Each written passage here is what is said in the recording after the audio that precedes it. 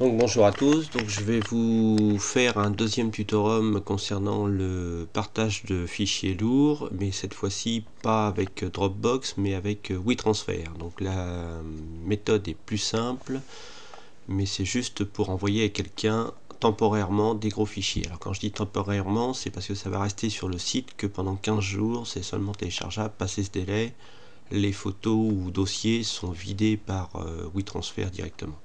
Donc pour ce faire, vous cliquez sur votre moteur de recherche internet et vous tapez tout simplement WeTransfer, santé. Voilà, donc je l'ai ici, je clique dessus, j'ouvre la page.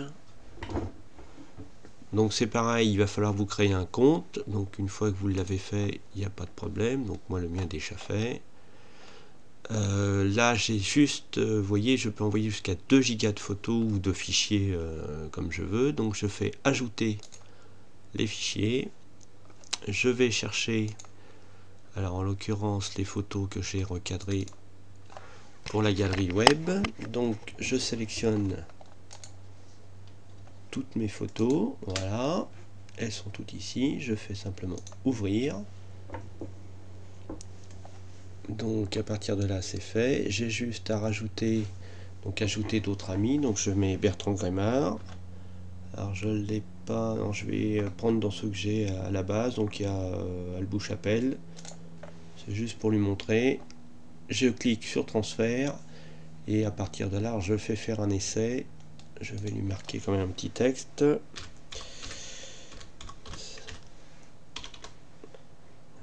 Alors un essai de transfert ne tient pas compte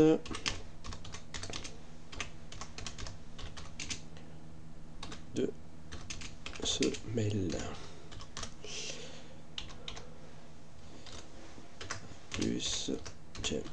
Voilà. Donc à partir de là, j'ai mes photos qui sont faites, hein, on les voit, elles sont toutes ici. J'ai mon adresse mail, alors je peux mettre autant d'adresses également que je veux, hein, il n'y a pas de limitation.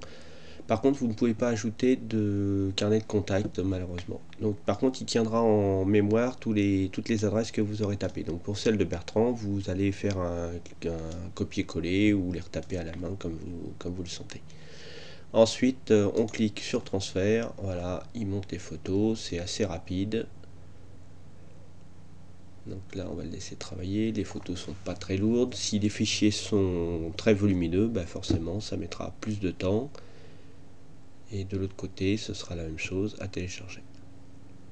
Donc vous voyez que c'est quand même relativement facile et ça va relativement vite. On est presque à 90% en quelques minutes. Même pas quelques minutes, quelques secondes. On va laisser tourner pour finir la démonstration. Voilà, paf, c'est fait, terminé. Ok. Et voilà, c'est terminé. Vous avez plus que maintenant à recommencer, à renvoyer à quelqu'un d'autre. Ouais, c'est vraiment très très simple. Je vais recevoir après un mail de confirmation comme quoi mes fichiers ont bien été montés et j'aurai un deuxième mail dès que la personne en face aura ouvert le fichier téléchargé pour m'indiquer que l'opération s'est bien passée. Donc ça, ce ne sont que des montes de fichiers temporaires et seulement pour une quinzaine de jours, pas plus. Hein, mais c'est relativement pratique. Bien, ceci termine le tuto sur le WeTransfer et puis je vous dis à une prochaine fois.